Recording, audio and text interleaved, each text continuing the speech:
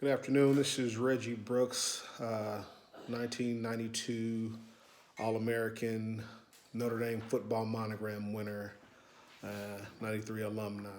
Um, like so many of you, been really impacted adversely by the things that have happened over the past few months.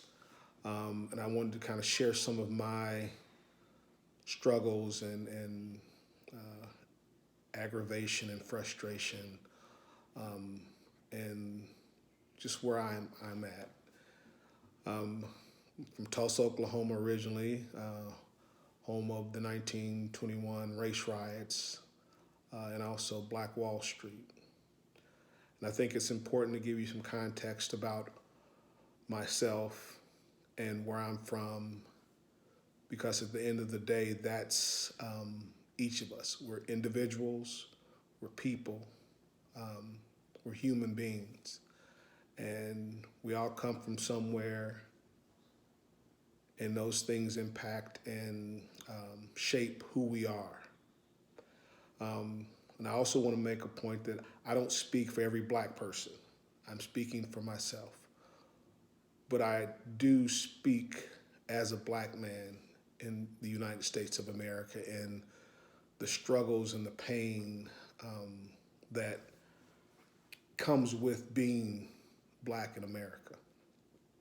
You know, as I kind of went through um, my time as a child, I was raised by mom and dad who were in the home, did not have a broken home.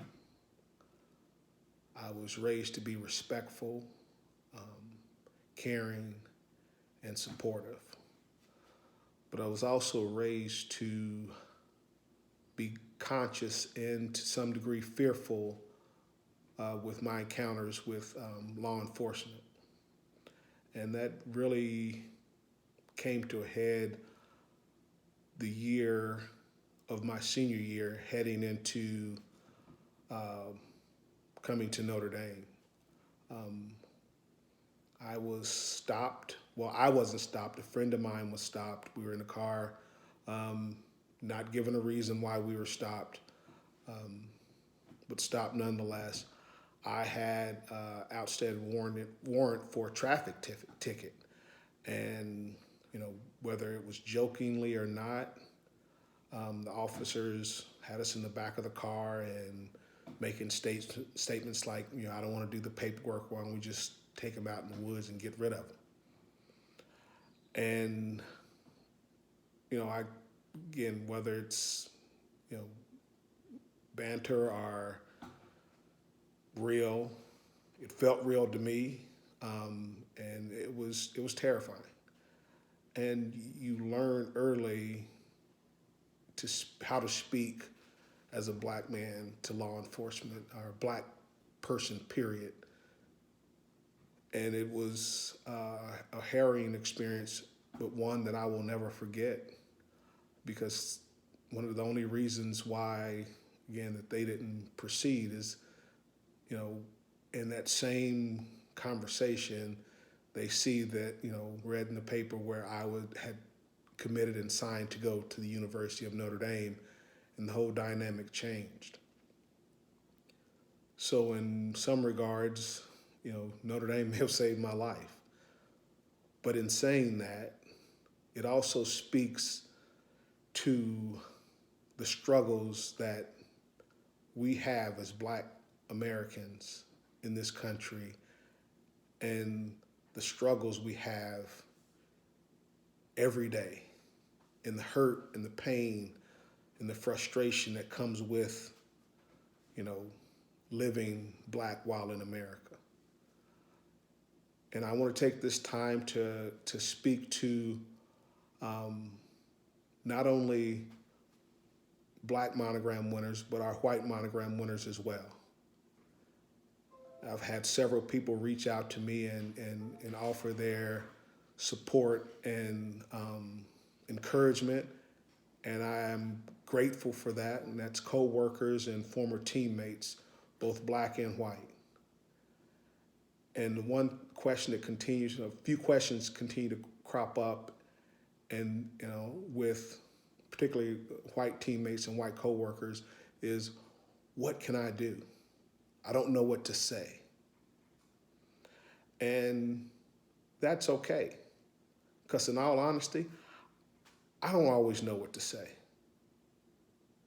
I know that I'm frustrated. I know that it's wrong. I know that I hurt, and it makes me angry. But the thing that I've also learned is that silence is complicit. When you don't speak up and speak out against systematic racism, racist acts, racist policies in our criminal justice system, in economic development, in our educational system, our healthcare system, housing, transportation, governance. When you see something that is racist and you don't speak up and you don't come against it, you are complicit. And I was hesitant to speak on my situation growing up, and I come to realize that by not speaking out against it and being more vocal about what happened to me, I was complicit because I was silent and I suffered in my silence. And it didn't offer the opportunity for those that support me, care for me, and believe in me to see the struggles of so many people. And that's why I encourage all of us, black, white, male, female, it doesn't matter. We must speak up. And we talk about what can we do. First, you speak up. Secondly,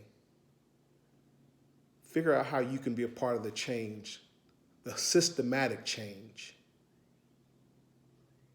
as it relates to the racist policies that impact your community, our families. Because at the end of the day, what I remember from my time at Notre Dame were my teammates, my friends that stood by me, that stood with me, that bled and sweat with me on the field. And those struggles developed a bond of love and trust and commitment to one another, something greater than ourselves. Because whether you believe it or not, whether it's comfortable or not, racism is not a black problem. It's an American problem. It's all of us. And we all have to come against it because it impacts each of us. And if you don't feel it impacts you, you need to look deeper at yourself and say, hey, it may not impact me, but it's impacting someone that I care about. Someone that I value. And I ask that you value me, you value yourself, and you value our country to say, this cannot be. So wherever you are, whatever you're doing, educate yourself on the systems and educate yourself on the policies that are having a hugely negative impact on those that you call teammates, family, Notre Dame family members.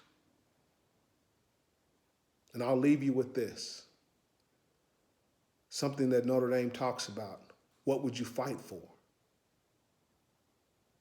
I ask now that you fight for me.